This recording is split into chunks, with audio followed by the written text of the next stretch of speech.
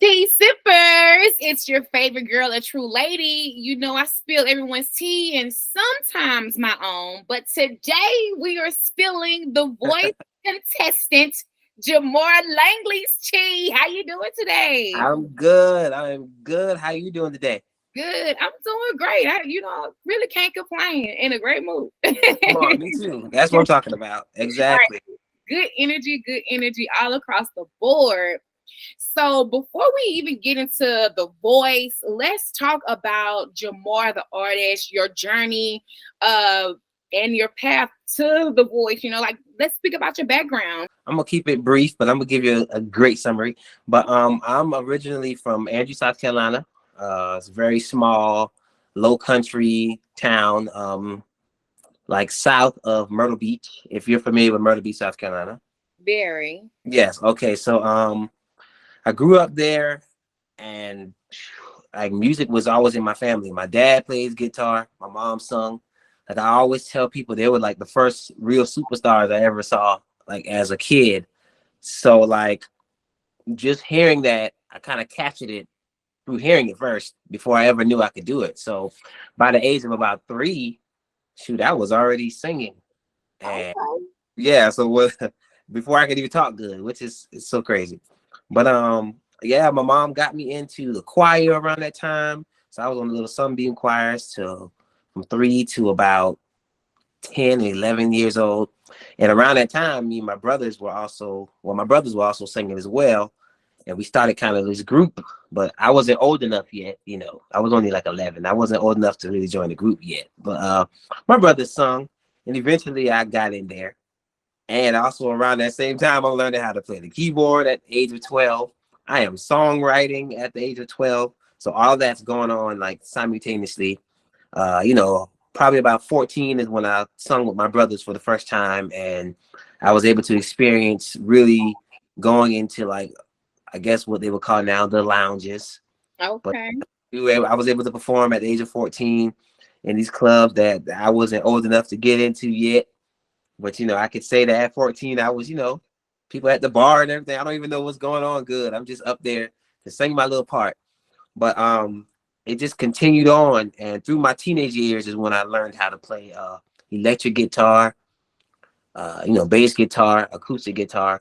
So it wasn't until I was about 19 that I actually learned those instruments, which is pretty late for most musicians that play at the level or the caliber that I play at. You usually think, hey, he was playing since he was like 3, but He was a I was child. definitely, yes, I was definitely a late bloomer, but it was my passion that kind of kept me practicing and wanting to just really do it, Got him. you Because I know. was going through your TikTok and I saw you, I think, playing the guitar, playing the keyboard, showing where your start happened on the keyboard. So I'm like, oh wow, the talent is just flowing through this young man. Thank you so much. And yeah, so like by the time of like 19 or 20 or 21, I knew that I wanted to be an artist. I just didn't know how, because I mean I still stayed in, Andrew, South Carolina, where most people don't really go past just being like the local in the small city talent. Right. So, finally after about a few years, I finally moved to Atlanta in 2012. And this was after 2 years of Morris College. This was after having a daughter at Oh, 21, wow. 22. So a lot had happened in between that time. And I finally got enough like confidence to just go move to Atlanta. And And put even it when out. yeah, and even when I got to Atlanta in 2012, I still got caught up in bad contracts. I was booted out of some studios, like, this X'd out of some big opportunities, and you would call me in for the smaller opportunities. Just a whole bunch of things I went through in 2012. So even though I left home to go to the big city to make it, you know what I mean? It Mhm. didn't really pan out like that at first. So how do those small and big trials and tribulations add to your experience though? Yeah, so what it did for me, it actually added a lot of value to my character Mhm. and to my, I was taught more of integrity, of being a person of your word, of being disciplined, of persevering. All of that is what I learned in that time of like multiple failures. Like, like things just not working, like for real. And if it wasn't for me being able to play the bass guitar good enough to play in like services, I'm like, man, I would be like out here just really trying to do this like without anything really coming in. But I thank God for the gifts, because He said He'll make room for for you to use them. So Every time. every time, Every so I was able to be like a professional bass player like for years, like while I was doing this. But it just taught me discipline, character, morality, just everything that a person would need. And on top of that, how to work hard and how to really wait your turn. And exactly. that's what I learned. And when the time comes, don't get ready, just be ready. Just And be ready. yes, and I just kept going throughout those years. And throughout those years, I met my guy Jay Reed, and that's when music started to change. I started to see more of an up. I started to get into the Right. room. Yeah, get better opportunities. Like he was putting my talent on display. I mean, he was just putting me in spaces to where it's like I could shine. And it just kept moving up, moving up. And then in between that time, around the year in 2021, I was able to get married. Mm-hmm. So single, went from single dad having kids early to actually achieving marriage, which is something I wanted to do. And after that, it seems like everything just really sped up for me. And took off. It took off. Like, Because you received the phone call. You didn't audition for The Voice. Someone reached out to you about being a part of The Voice. Like, what was that phone call like? What was that? What did you feel in that moment receiving that call, knowing that all this hard work that you had put in, mhm. and this was here is something that's a part of the payoff. Yeah. So it was actually a message on Instagram, which is even more significant. Yeah, it was in my spam folder. So it was Oh a message in my wow! yeah, it's crazy, right? God is good. So like it was in my the message was in my spam folder, and I just so happened to check the messages. Something I now do more, but at the time I rarely did. But and it's asked me, the person really asked me, did I want to audition for season 23 of The Voice? And I was like, yeah. So that went from messages on Instagram to emails, and then after the emails we exchanged numbers. And 2 days later I had like a Zoom screening call, and I was like, oh, this is really happening. Next thing you know, I'm on Zoom call with about 115 other people Wow! contest at the time, and it's like it's moving quick. So, and even through the Zoom calls it took to get to LA to do the blind auditions, people had already fell off. It went from 115 to 85, and like as I was there, like you start to see people like not really make it to the next week. Yeah. Like, and I'm looking like, oh shoot, okay. So what I did is like every vocal lesson, every stage rehearsal, every staging rehearsal, I was just 100%. I came out of that thing sweaty because I'm like, I just want y'all to know that like I'm for real about this. Right. I'm giving my all. Like, I'm hey. for all. Yes, yes. I'm coming in with arrangements for songs and practice. I'm like super duper, just lined up and just ready to go. So I made it through, and shoot, I went and did my blind audition, and Chance and Blake turned around. Yeah. Yeah. It's like, wow, okay, here we go. You're on the stage. You're from South Carolina, was in Atlanta. Now you're here in LA on the stage in front of Chance the Rapper and so many other more people. But what was the behind the scenes like before we get to what happened on the scene? Like what was Okay. that Yeah. behind the scenes? Okay. So, flying to Burbank, you get there, you check in, and they gave us about like a week to kind of settle in, make sure everybody was signing with paperwork or whatever. And basically you go into pre-production. So now you got cameras all on you. You have to sit and do interviews for about 45 minutes to an hour at a time. And you just in pre-production. You're in your regular rehearsals about, you get like 3 or 4 rehearsals of your blind audition song, which was cool, a great experience. And you also get vocal coaching, which is something I've never had. I've always just kind of had the gift to be able to just get up and sing, just get up and woo, woo, woo. Like It's just always been there, you know. Like so, but like to know like the technicalities of it and to get like insight from an actual vocal coach, it was like a breath of fresh air for me. So all of that was going on simultaneously. And then, you know, they film you getting ready for your blind audition while you're getting ready for your blind audition. Mhm. And, you know, honestly, the pre-production process was easier for me because of my experience. Been in Atlanta shooting videos, doing interviews, being used to being in front of cameras, having to, you know, act in my music videos also gave me like, I feel like a leg up on that part. So pre-production was more so fun than like chaos. You know, it wasn't nerve-wracking or I was nervous. And so like it all played a part, which kind of goes back to my point of just persevering and just being ready and just building, just knowing your character and just knowing yourself. So when you get to the moment, you're just kind of flowing. So as we got to that, we finally got to the day of the blonde auditions. And that's it. You're like in this little room, you got this big door with the V's on it, and it's totally quiet and it's dark. And all you could hear is like your own footsteps walking up there as you go on the stage. And once you go on the stage, the light drops down, and then your music starts.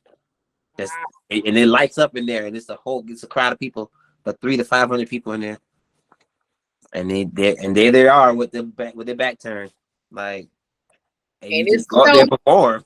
Yeah, for you to, use your talents yes. and bring your talents to the light. So Come I on, it's time to get bring the it. talent, baby, to the West Coast. Let's go. So, you had an interesting song selection. You had BB King's Thriller's Gone, James Brown, Try Me. Why did you choose to go that old school route to sing these songs, give them your rendition, and bring life to them in your own way? Well, I chose those songs because I grew up on those songs. Mm, My mom is my mom and dad are big, huge Smokey Robinson fans. My dad is a huge BB King fan. So am I. You know, and James Brown is just like he's it's James my Brown. whole house loves James Brown. I mean, he's a South Carolina resident. I mean, and like, what better way, you know, honestly. And I just want to like, because I'm thinking about my parents. You know, they raised 8 kids, 70 years old. My mom's 70, my dad's 70, 77. And I'm like, I got this one moment to like be on the national stage. You know what? I'm just going to pay homage to my parents. Like, as much as I want to sing Usher right now, as much as I want to sing all of my favorite people right now, you know, like all of the current music, I'm like, you know what? I want to take it back and kind of bring some life to this music, like, and just take the risk. Because Try Me has never been done on The Voice before. That's what I'm saying. Like, that was a huge risk. And sometimes taking those risks are great, it Yeah, leads to a great thing. So, yeah, look what it led to, you working with Chance the Rapper. And exactly. how was that performance? How was, because the Same Drugs performance was epic. You Yeah. all three of y'all did y'all thing, but like how was it leading up to that moment to rehearse, prepare, and like how was that for you? Oh man, that was so dope because you know prior to the playoffs, I didn't make to the top two. You know, Mhm. everybody was making so much noise about it, and I appreciated that. You know, because like I didn't have to fight for myself. Everybody's like, "What happened? No, no way." You know, I can't lie. I love that kind of stuff because I'm like, "Wow, okay, that's what's up." But about a week and a half later, I received an email from the Voice that's saying that, hey, you guys, you've been requested to come and perform with Chance, Same Drugs. And like I had to read it 2 or 3 times. And wow, I just got off the show. Like I literally like my episode just aired like a week and a half ago. And here I am, like right back. So I mean, it was a blessing, man, to be able to go fly right back the same week. And we learned the song. We went through it. I posted a video of us kind of singing some of the the hook part. And we went right back up there and performed with him. And it was again probably next to my playoff song, which is my favorite performance. Mm-hmm. Same drugs. Like performing that with Chance was like it was huge, man. It was one of my favorite moments to just be on stage and just let loose, no pressure, just up there performing with him on his song. And Right. then knowing that now that he's not coming back next year, that makes it even more significant that we were able to do something to that degree. So not only am I on his first team of him being on The Voice for the first time, I mean he's performing for the last time on The Voice for right now, and Yeah. here I am on stage again. And you closing it out with him. I'm You closing know it out with him. Like, so that's the thrill didn't like leave too fast. The thrill came back. So, so on the show. You said that you were a fighter. Now, what all have you fought for on this path to your dream? um, you know, even in my personal life, being rejected multiple times because I may not know how to play an instrument. Being a young dad and not really living with my daughter and having to go up and down the road and got to deal with disagreements. You got to deal with agreements. You got to deal with good days, bad days, horrible days. Moving here, having to give my car up because I can't even afford to have it no more. But I got this big dream in my head that's bigger than my current situation. So it's like every day is a fight. Moving in with my sister, God bless her. She let me stay in there as long as I had to. And just going through and going to jobs and realizing that it's not for me, knowing I need the money, but I'm like, it's just not for me. It's not what I need to do.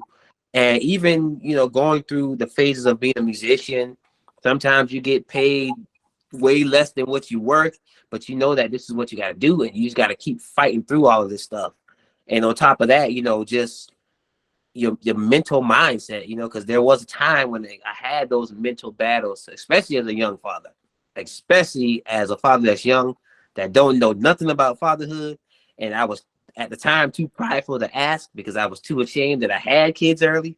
So like just going through all of that and just fighting. So when you get to a moment as big as The Voice, whether I won or not, it's like I went so far. And it's like, Because of everything that you went through. yes, Yeah. it built a character and a fighter in me, that I'm not, I'm the type of person like, hey, I'm like a lion.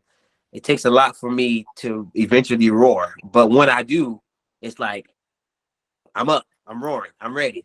So, You feel me? honestly, yeah, so it's in me. The fight is in me. I don't have to show it all the time.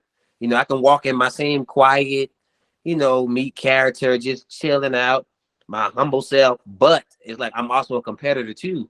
And I'm also a type of person like if there's ever a loss, I'm just gonna go back and practice. As soon as I got back, I'm back here singing. I'm back here getting ready to perform for the next level because my fight has always been different.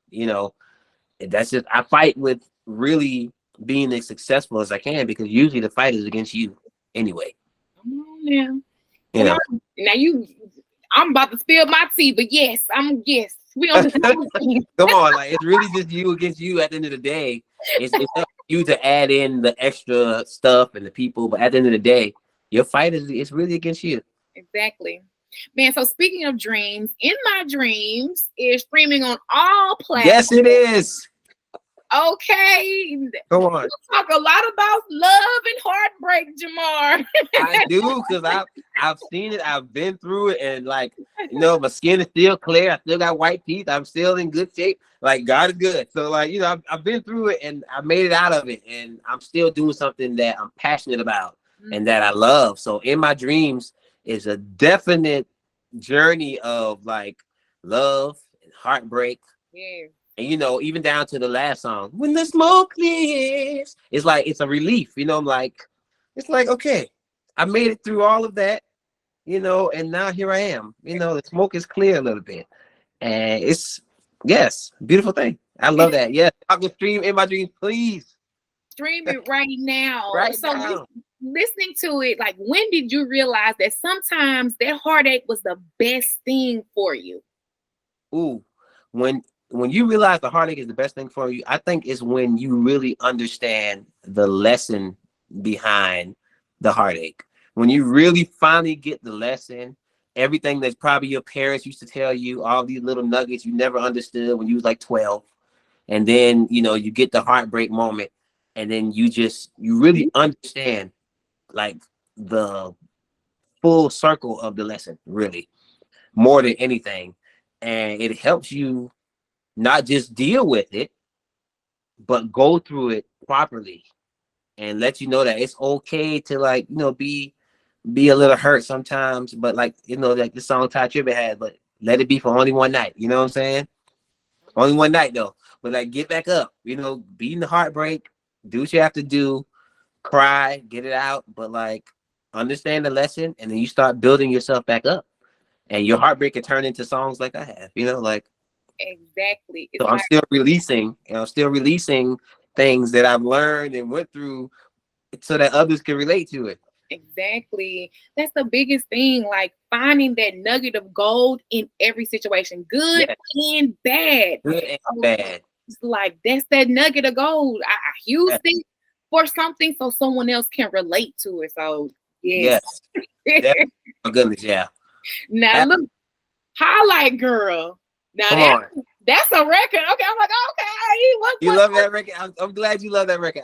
We wrote that actually in 2015. wow. 5 years later in 2020, and Wow. it was my biggest record to date. It has done the best to date, and I still feel like it still has so much more to go. So much people have not heard it yet. It's like, I feel like it's still in the baby stages. It just started walking a little bit. Yeah. Like, so much more growing up to do. So Dream next. stream highlight girl, y'all. Put some listen. I got some few people on TikTok that have done videos in the past, but Okay. it would be nice for you guys to use it, because it does highlight the woman. Honestly, that's exactly what it talks about.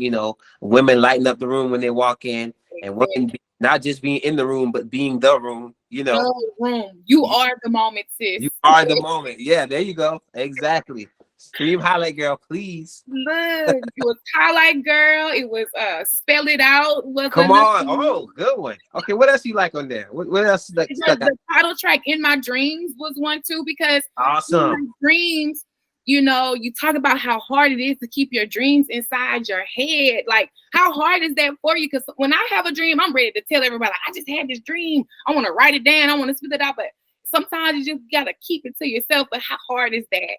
Listen, you sound like me. Honestly, like, because it's like, if I don't write it down or say it, I'm going to forget it. Yeah. Because I've had songs that I've recorded in my home studio. Like, I would wake up out of my sleep like 3:30 in the morning, 4 o'clock, or like just sounds or beats that just come to me out of dreams, and I'm like, man, I gotta write it down. I gotta get it out of me. Like, so for me, it's really hard, especially if it's a dream that makes sense, that's relating to where I'm going. And I have to write it down, and I have to try to figure out, like, what did it mean? Like, where's it going? Like, what is it trying to tell me? Like, what is it? Like, okay, wait, what is this for? Is this for me? Is this for someone else? Like, Yeah. Yes. Biggest question, like, okay, who do I need to, is anybody I need to talk to or encourage today? Or do I need to put an encouraging post up? Or, what do I need to do? Because, yeah, definitely dreams, they speak to you. I know the feeling. But Yeah. lastly, before we go, you put out a documentary, Small Town Hero, and it's streaming right now on Amazon Prime. But why was it important for you to release this documentary and share this information? Like, why was that important for you at this point? It was important for me to release that because I wanted people to know kind of like, where did Jamar come from, basically. Like, and the story still continues with that. I want to work on Small Town Hero 2 and all of that stuff. But it was really just to highlight where I'm from, how I grew up, and an interview with like my mom, my dad, one of my brothers, and just like kind of getting to know me a little bit. And also their live performances from In My Dreams. I did There She Goes, Feel Good, which I love, by the way, Highlight Girl, and I did your song In My Dreams. So it's like, I did all of that live on there, but while they're doing like their interviews, and they're just kind of speaking on me, like literally from a kid, just giving a brief synopsis of me as a kid. Because sometimes I need to know from my mom. I be asking her questions. Mom, how was I when I was like 4? Because I Right. don't always remember. Like, what did I do when I was like 6? Like, and she would she would give me like, hey, you did this and did this. You was always this and that. And I was like, okay, I just want to know sometimes. Like, it's, yeah. it's like getting to the core of you, you know, Right. learning your essence. Because once you learn yourself, it's like easy to navigate through life and like express your talents, express your God-given gifts, you Mhm. know. So Yeah, I understand. definitely. Yes, definitely. So yeah, that the Small Town Hero is just like, yes, you guys watch it. It's only 20 minutes. It's on Amazon Prime. It's a great documentary. And like I said, we're gonna work on part two, three, four. Might just start a whole series because my family, my immediate family is huge. Okay. 4 brothers, 3 sisters, and my Right? You mom. said 8 siblings. Like, Yeah, how was that growing up in one household with one eight household. siblings? Like, Yes. what? I mean, and think of like the different energies, the different people, the different Oh my personalities. gosh. Like, what was? Oh my goodness! This Like, it's like I don't even know a way to really thoroughly explain having so many siblings. I just know it feels great. mm, Now I've seen the scuffles and stuff like that, but at the end of the day, 100%, I've seen more of lovingness and affection than anything else I've ever seen. I could probably count on one hand how many like bumps in the roads I've seen like between my sisters and brothers, or brothers and brothers, sisters and sisters. I can count on one hand in all of my time of living. If it did happen, I was probably too young to understand at the time. mm, But like being with them, it just gives me, because I have a characteristic from each one of them. It's something I have from each one of them. If it's being hands-on, like my brother Jerron, which he's a carpenter and a welder, and he speaks fluent Spanish, or being into health, like my brother Jamie, he's a personal trainer, and he's a barber. My other brother Jarrell, he's a barber, he's a handyman. Then I got another brother, he's like a truck driver. He's great at that. Like he's like knowledgeable. So it's like I took a piece of something from everybody, everybody. kind of created me as the youngest. So I Mm, feel like in my artistry, I'm a lot of different people in one. I'm all of them in one person, but I'm still different, still myself.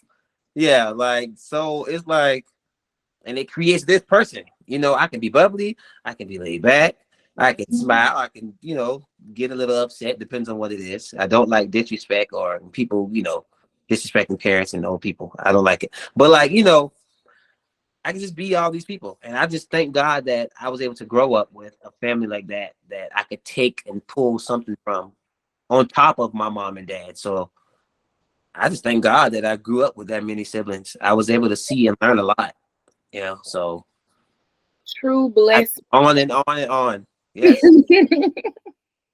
Now, we've come to the end. So, how can they find you online? How can they follow you? Stay in contact with Yeah. Jamar Langley. Where can they Okay. find Okay. So you can find me on Instagram at Jamar Langley Music. You can find me on Facebook at Jamar Langley Music or Jamar Langley. Come say hi. I speak back. You can find me on TikTok at Jamar Langley Music and on Twitter at Jamar_Langley. I know it's different from everything else, but Twitter is Jamar_Langley. Come connect with me. Like we said earlier, my music is on all platforms. In My Dreams is such a dope album. And I also have Love Sessions Volume 1. you? Okay. It's on there too. So if you haven't heard that, just go check it out. Just paying homage to some of the great artists here in Atlanta. It's pretty dope. And then I got a few originals on there too. So check that out. You're gonna love it. I'm telling you, you're gonna reach out to me and be like, wow. Right. Okay. I'm like, okay, now I gotta go listen to that Yeah, one. you gotta do it. And we're gonna come on here and we're gonna talk about it again. And Yes, the door is always open to come back. but that's where you can find me at on all of those platforms. Y'all connect with me, follow me. Like seriously, write me, DM me, message me. I don't mind.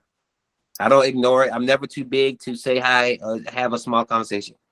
Are you interested in like collabing with people as well too, like up and coming artists who Of course, yes. produce? Okay. Yes, I have my email. I have my booking email. Like that's right in my so definitely go to Instagram because my booking email is definitely in my profile or whatever. So connect with me and then we'll put it all together and make it all make sense. And yes, we'll go from there. Sounds good, Jamar. It was a pleasure sitting down with you today. It's your favorite girl, the True Lady. You already know where to find me, Such a Lady 85 on everything: Twitter, Instagram, Facebook, Snapchat, or really search for the hashtag Catch the Tea. And Tell we them, Kathy, and we are out. yes.